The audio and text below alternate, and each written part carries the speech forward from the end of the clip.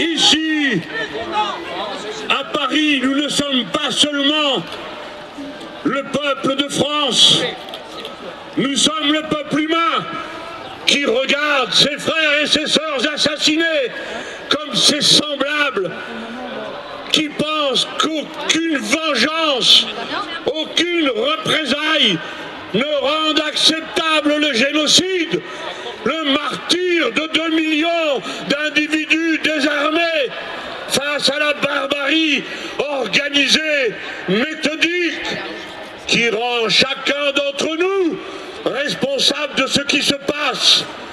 À toi je m'adresse, jeune homme, jeune femme, qui porte à cet instant une arme à Gaza et qui la destine à des enfants ou à des gens sans défense. Crosse en l'air, crosse en l'air, crosse en l'air. Cessez le massacre, cessez de tuer. Vous êtes personnellement responsables. Et nous tous, chacun, notre mobilisation règle notre responsabilité.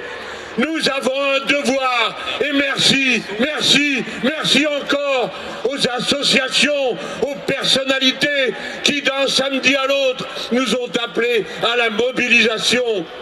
Quand bien même on a cherché et on cherche encore à nous intimider par les accusations les plus ridicules.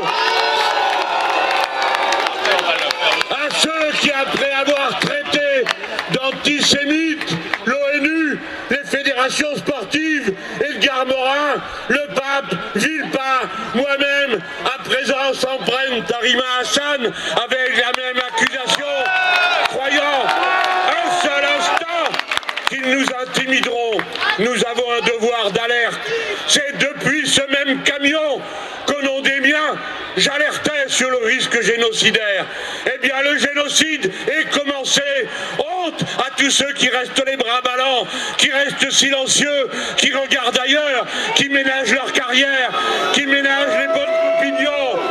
Honte aux silencieux, honte aux indifférents, comme le disait Antonio Gramsci avant moi. Il y a maintenant le risque d'un massacre total à Gaza. Monsieur Netanyahou a annoncé ce massacre.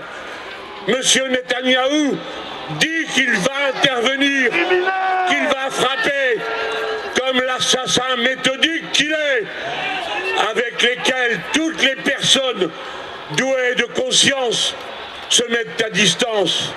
Et le risque de l'assassinat général à Gaza n'est pas un risque contre lequel on ne peut rien. Ce n'est pas vrai.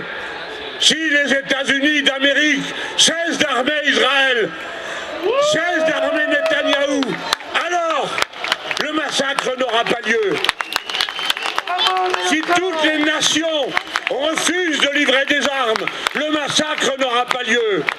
Si l'Union européenne, qui est capable de sanctionner économiquement la Russie, doit être capable de sanctionner économiquement son partenaire, qu'est le gouvernement d'Israël. Maintenant, les armes doivent être interdites de livraison. Maintenant, il faut que l'Union européenne rompe cette relation mortelle qui permet à Netanyahou de se donner le droit de massacrer des milliers de gens. Oui, on peut. Alors, de la conscience de l'homme que je suis, comme beaucoup d'entre autres ici, depuis mon âge, depuis mon expérience, je m'adresse à vous, travailleurs, vous, à qui tant d'entre nous ont dévoué à vos combats toute leur vie. Cessez de participer à l'armement, bloquez les convois, cessez de fabriquer les balles, les munitions. Travailleurs de France, avec vos syndicats, mettez-vous à la hauteur des syndicats qui partout dans le monde appellent au boycott de l'armement de Netanyahou. Ne livrez plus d'armes, ne travaillez plus pour eux. Ce sont des assassins. Et vous autres, les intellectuels, où que vous soyez, qui que vous soyez, c'est votre devoir maintenant de protester de toutes vos forces, quelles que soient vos opinions politiques. Aucun génocide n'est acceptable, quelle que soit son opinion.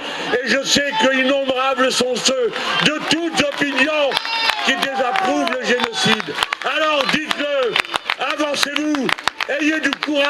dire que votre génération ne sera pas coupable comme celle du passé qui ont détourné les yeux quand les génocides avaient lieu.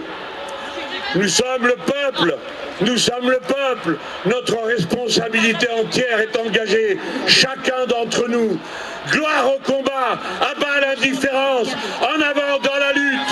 Il faut à présent que pas un jour ne passe qui puisse donner l'impression que vous soyez d'une quelconque manière ou complice ou silencieux.